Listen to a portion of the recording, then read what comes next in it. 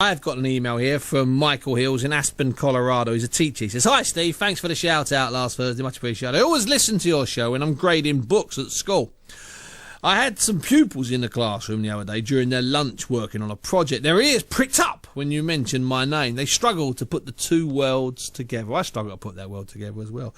Anyway, now that the English middleweights he had have slightly failed in world title bids, what do you think their next move should be? Should they hang about and wait for another shot at world honours, or should they cash in on their current standing and box each other? Throw in Kerry Hope and Billy Joe Saunders and you have a world-class round-robin competition. Of course, what Michael was talking about was Matt Macklin, who recently fouled a world title fight, Darren Barker, who fouled last year, and Martin Murray, who also drew last year with Felix Sturm in a WBA middleweight title fight. And it was in Germany, so what do you expect? Anyway, that was then.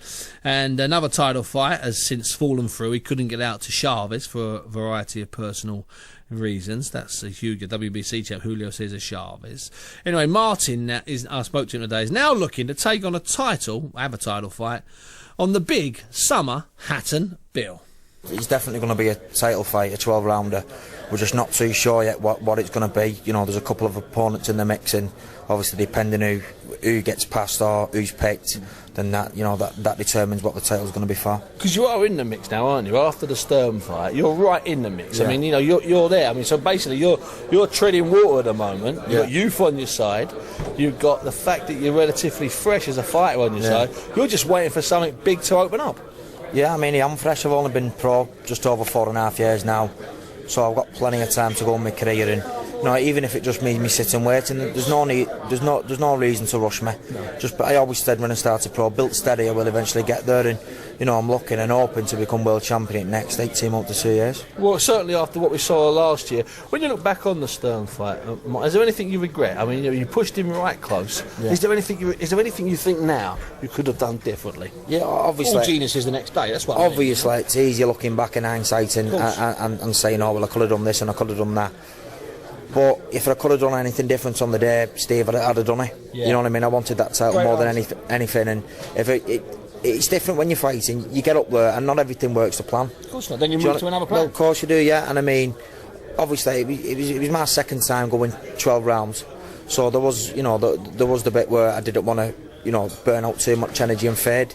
Because there was a lot of people expecting me to fall flat on my face that day. So I wanted to go up there and give a good account of myself, which I did. And I did push him close, and I've never once cried about it, saying it was a robbery. It was a close fight, and that's what it was. Could have gone either way, couldn't it? I mean, could have gone either way. You're honest enough. It could have gone either way, mate. And I've got no complaints. I've learned a lot, and it's only going to stand me in good stead in the future. Now, certainly we know he fights tomorrow night against the Sebastian Zibic. Bit of bad blood. 2 Germans going for it. Yeah. Sold out instantly. Were you tempted to go over?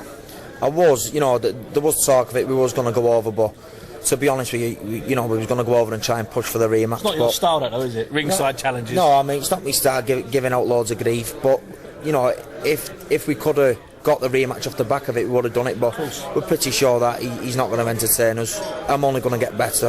It was my second time going 12 rounds. My first time at that level, where Stern's been there a long time, and I'm only going to get better. We're no disrespect to him, he's on the slide, so if we did meet again, I'd be confident to beat him.